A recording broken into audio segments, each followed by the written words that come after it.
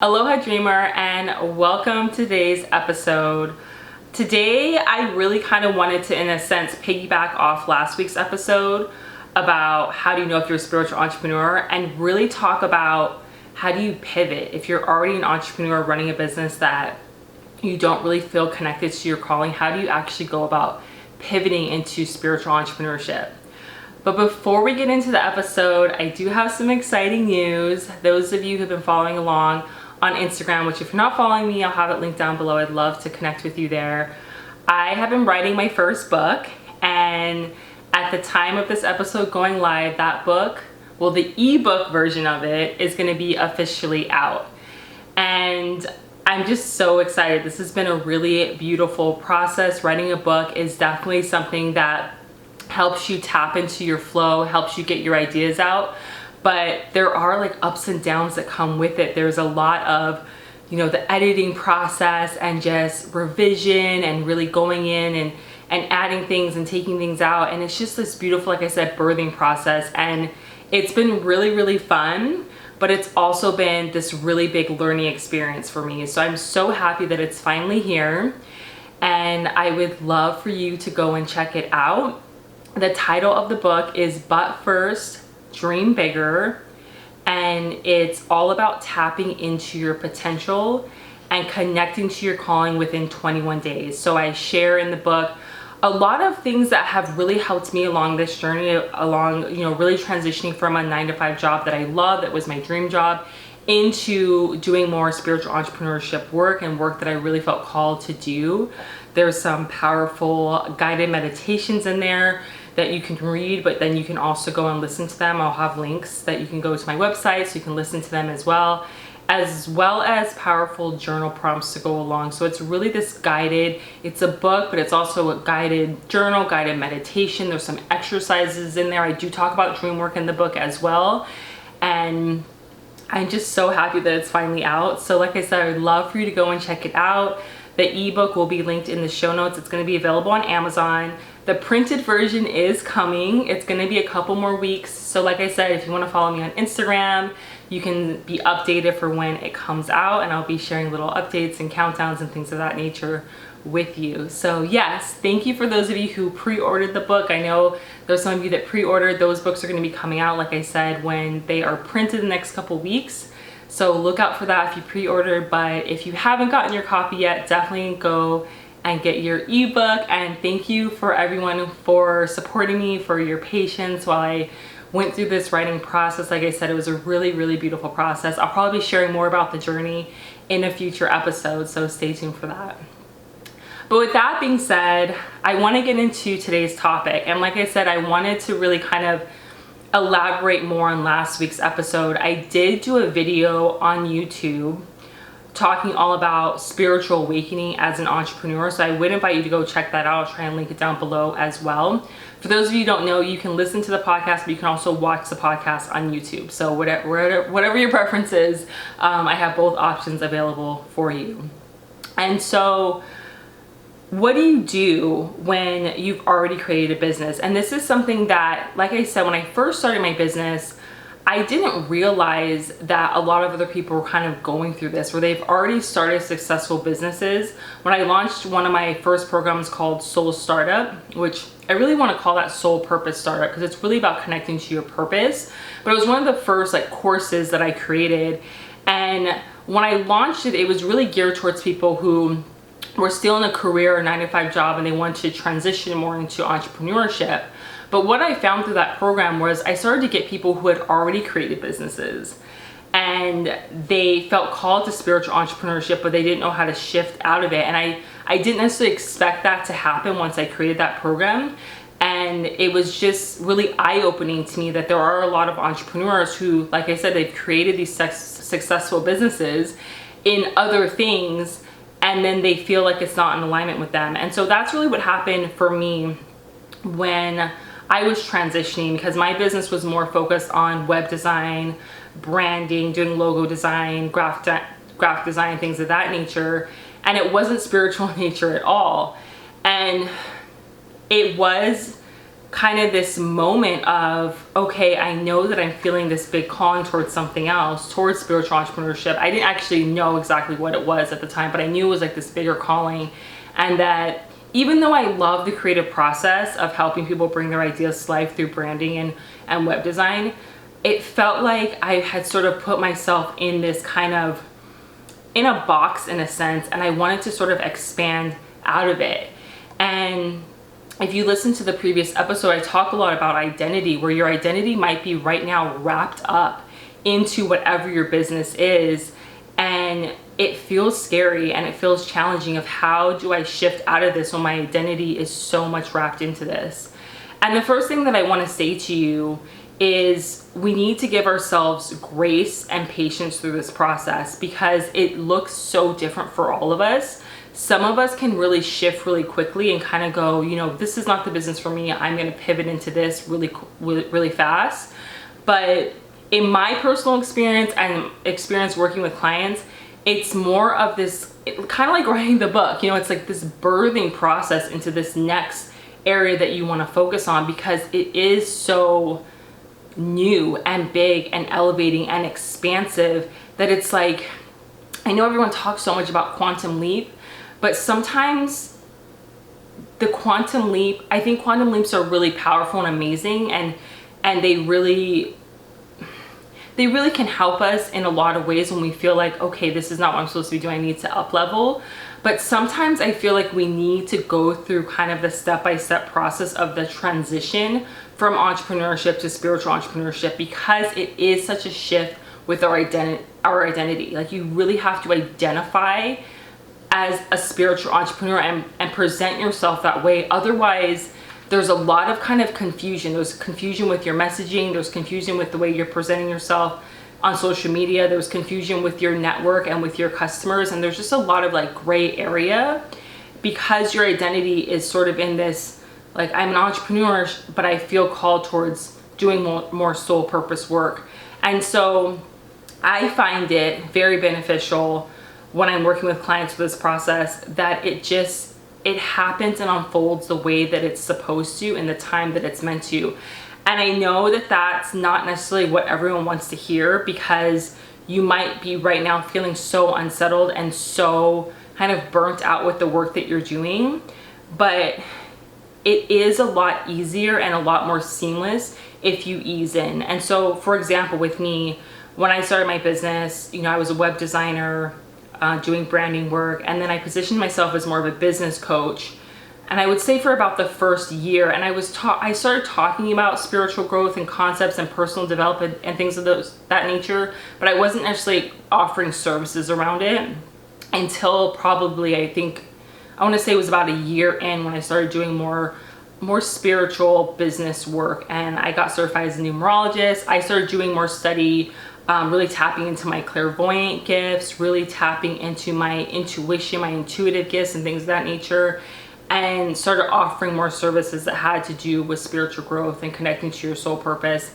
And so it was more of a gradual shift. And even with that, to be honest, it was a challenge, because like I said, your identity is so wrapped up into this kind of previous version of yourself, and you really have to focus on the fact that you're, in a sense, like shedding these layers of who you were to step into who you're being called to be. And it doesn't have to be rushed. And when we talk about business and offers and services and making money and having it be, you know, how we bring in a viable income, we can feel like we want to rush it, because it's how we're providing for ourselves. It's how we're, you know, paying our bills and being able to live. You know, we obviously, the world runs on currency, it runs on money. And so if you're running a business and you want to shift to more spiritual entrepreneurship, it can feel like you want to rush, because you want to be able to earn income and not have that slow down or pivot or shift.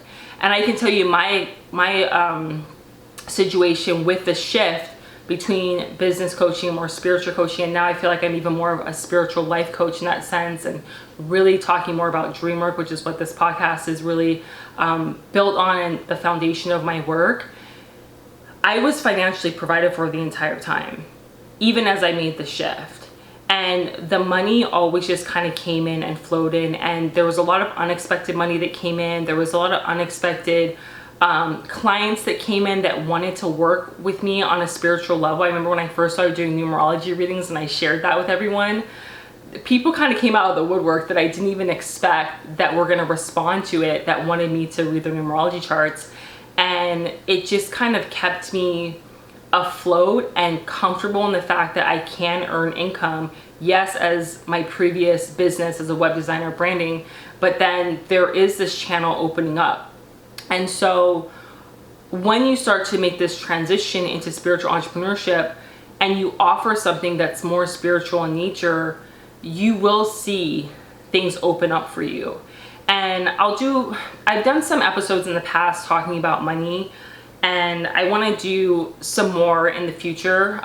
They'll probably be a little bit more down the line, because I know that this is I have a lot of very non-traditional views when it comes to money mindset and wealth mindset, and I really see wealth as a creative process, and it being something that you can really build on and really look at as a little bit more fluid. I like to see money as kind of flowing in and flowing out and not restricting it, but again, that could be a whole nother episode. But when it comes to really pivoting into spiritual offers, it's really about starting small in a sense. And I know that kind of sounds counterintuitive, because it's like we're going to this big grand vision, but it is this transitional process where you might still have the core of your business that you're running, and then there's something that you offer on the side, and you'd be surprised the response that you get when you offer something that's spiritual in nature, the response that you'll get, and who will be responsive towards it. And again, I know that can feel really scary in the beginning, because people in your network or around you and your clients, your current clients, probably don't necessarily see you in this way, and so it can feel very vulnerable to put yourself out there in this way. And that's why I feel like it's so much better to start small so that you can go big. It's not to start small so that you stay small and just keep hiding and don't let anyone know that you're a spiritual entrepreneur. It's about, in a sense, like testing the waters. And like I said, when I started offering the numerology readings, I was really happily surprised at the response that I got and the people that wanted to work with me and have their numerology charts read. It was very confirming, and it was just really fun, and it brought so much joy into my business, because at the time I was kind of struggling with, okay, what do I want to offer? And I was feeling kind of burnt out from building websites, and as much as I love the creative process, creating logos and branding and everything, I had been doing it for over 10 years, and I really, like I said, was feeling this calling to something else. And so when I offered this new offer that was spiritual in nature, and I got this beautiful response, it was just like this confirmation that I was on the right path. And so you will start to see the messages, you will start to see the signs, the synchronicities, things will start to link in for you of what you're supposed to offer as a spiritual entrepreneur. It is very intuitive, and it really is about opening yourself up. So right now, if you're an entrepreneur and you're feeling called to spiritual entrepreneurship, but you're not really sure what that even looks like, what you would even offer, look at the things that you're already naturally drawn through your own spiritual awakening and your spiritual growth process. For me, when I discovered numerology, I fell in love with numerology. I was already seeing messages in nature, and when I found numerology, I started immediately seeing angel numbers, and that really opened me up to this whole new world of receiving signs that are just all around us. Be open to that. And then same thing happened with dream work. When I discovered dream work, I just fell in love with it. And so the things that I offer within my business that are spiritual in nature, and the tools that I share, are all about the things that I discovered along my path that I found so helpful and insightful, that I just fell in love with, that I wanted to share with other people.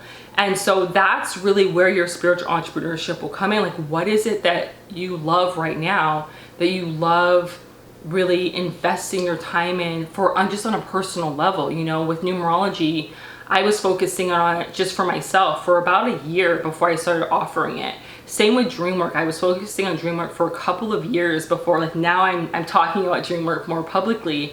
And I feel like that just makes it so much more, I want to use the word authentic, but that kind of seems like it just makes it more personal to you when you are helping other people with your spiritual gifts through the spiritual gifts that have personally helped you. Like it just like builds more of a beautiful connection that way. And so instead of overthinking like what should I offer as a spiritual entrepreneur, it's gonna be whatever you've been experiencing. Another thing that really helped me that I love to share, and I put this in my book, is journaling. You know, I've always loved to journal. I journaled so much in high school. I kind of got away from it. And then as I went through my spiritual awakening, I just became obsessed with journaling. I have so many journals. I journal constantly, journal every day, journal through my dream work. And so that's something now that I offer, because I started to hear and listen to people that say, you know, they feel called towards journaling, but they really struggle to journal, and they really love having journal prompts. And that's something that I love to do. Same with meditation. You know, I was really called towards meditation. I really struggled to meditate. And then I went through the process of learning meditation, and then I started creating meditations. And now I've recorded some meditations. I have them in my book. And so it's really going to be about these tools that you've really identified with that can help you, that are going to help the people that you need to help. And so, you know, kind of getting back to the question of, should you pivot your business right now? If your business is really successful, it's your primary source of income, it's something, like I said, you identified with for a really long time, should you pivot to spiritual entrepreneurship? And the question is, you're really gonna have to look within and be honest with yourself. Like, can you keep going on the way that you're going on? And in a lot of cases, you know, it's almost like I don't want to answer it for you, but in my experience, it was almost like I couldn't keep going on the way that I was going on. I really did have to pivot. And it took time. It took a couple of years. And like I said, focusing on my main offers, but then offering things on the side and really transitioning in was really helpful for me. And, you know, I see that being really beneficial for a lot of my clients, where they just transition in instead of like making that really quick shift. Because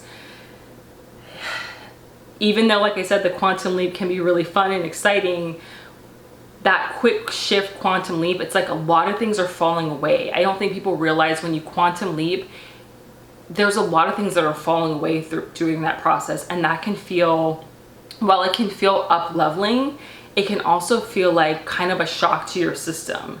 You know, when you have this business or you have this life that you've been living for so long, and then in an instant it's gone and you're living this whole different lifestyle, it can be a little bit intense.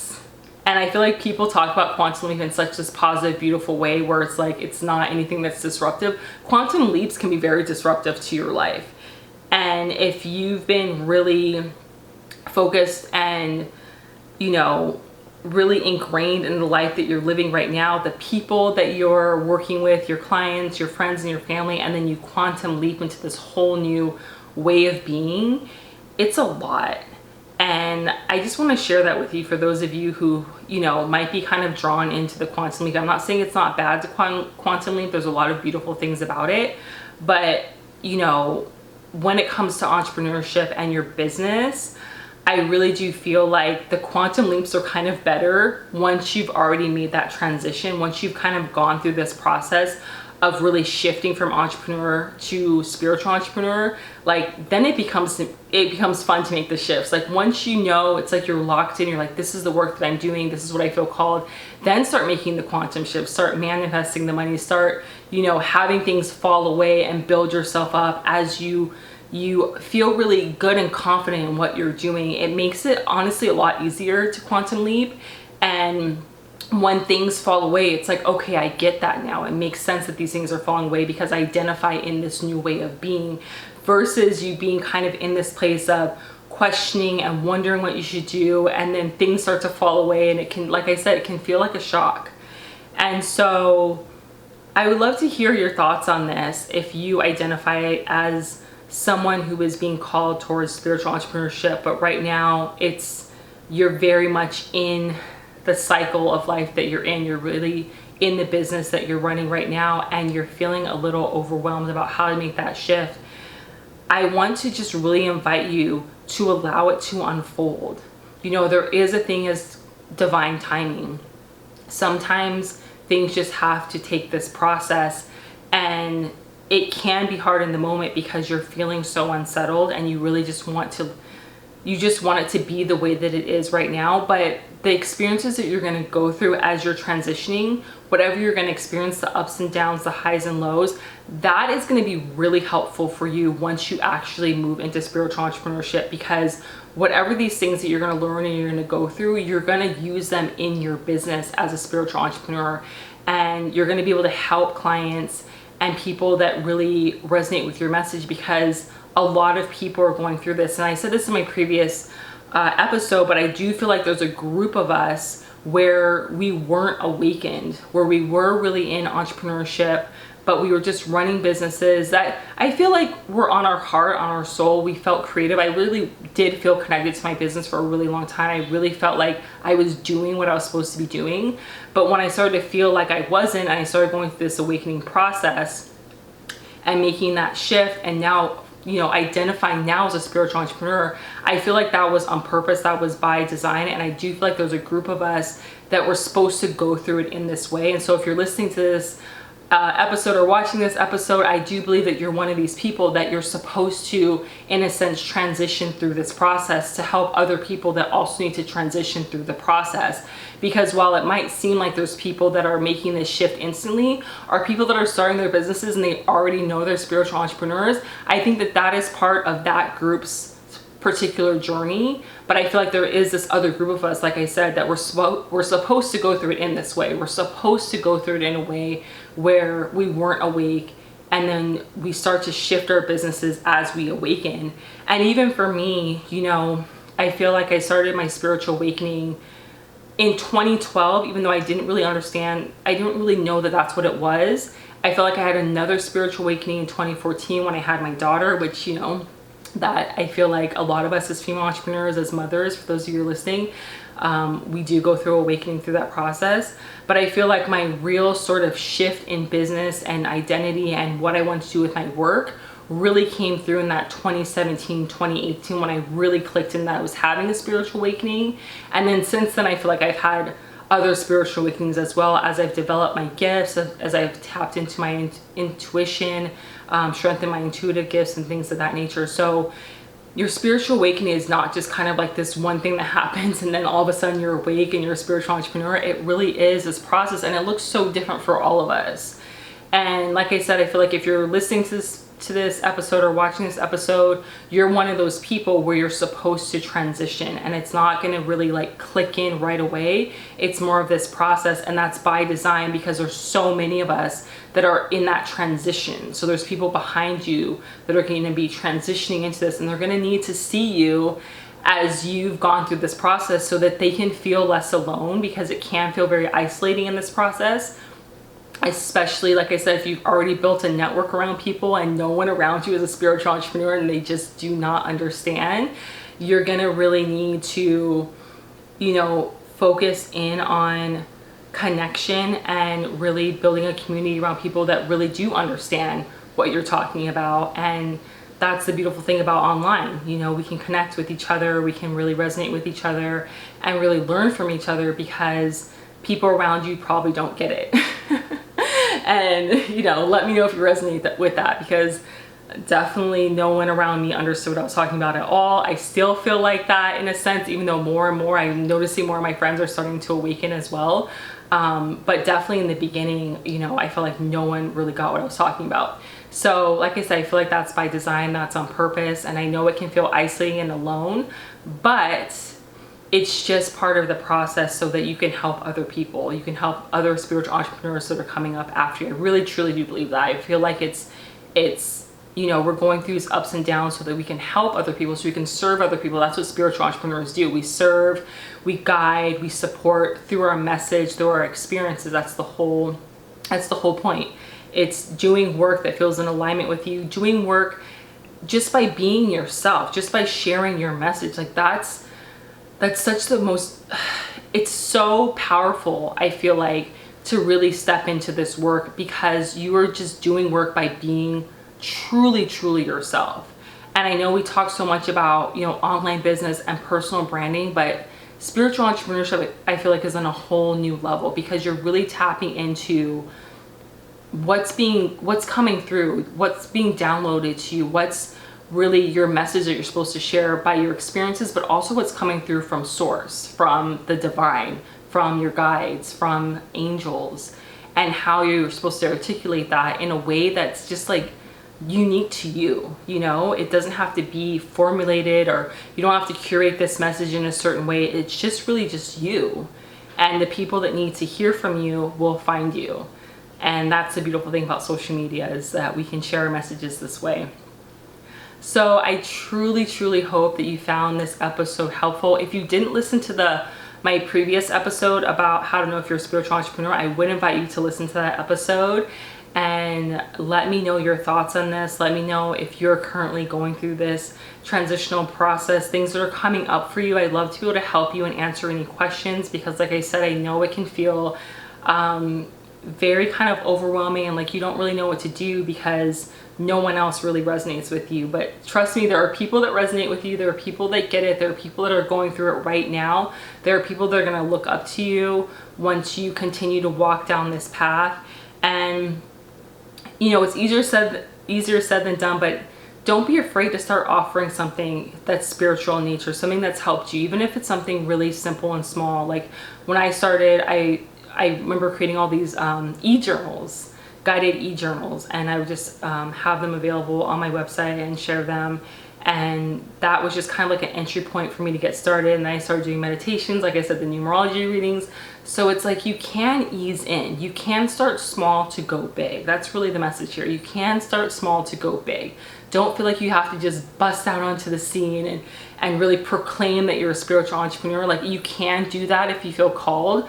But I feel like if you're listening to this, you're probably more in that kind of transitioning phase and trying to figure out what you should do. So just look at the things that have helped you right now within your life, within your work, and start offering them on the side and just see the response that you get. Because I'm almost positive you're going to get a really beautiful, like, unexpected response that maybe you didn't see coming. Because that's what happened to me. And I just feel like there's so many of us that are being called towards spiritual entrepreneurship. And you know, when you start to offer these services and these things that are more spiritual in nature, I don't really truly believe that you can be kind of discredited from it. You know, I feel like you are going to get a beautiful response. And I feel like there's a lot of fear happening right now where we think, well, if we offer this, you know, people are going to judge us, or they're going to say something bad, or there's going to be criticism. But I didn't experience that at all. And if people were judgmental, like I didn't hear anything of it personally. And I think we just need to release that fear and just do it anyway. And again, I know that's easier said than done, but you know, start small, start simple, and just be open to receiving a really beautiful, positive, like better than you could have expected response from people. And yeah, and let me know what you're thinking about. Let me know, you know, what kind of ideas are coming up for you, what things. I would love for you, you know, what would be really helpful just to journal on the things that have helped you thus far as you've been going through your awakening process, and really look at, you know, which one of these things is something you could kind of create really easily right now and just offer, and just have it be, make it easy on yourself. Don't make it complicated. Make it something really simple and easy that you can offer, and just put it out there and just see what kind of response you get. And then let me know, because I'd love to hear from you. So thank you so much for listening to today's episode. I truly hope that you found it beneficial. Be sure, like I said, to follow me on Instagram.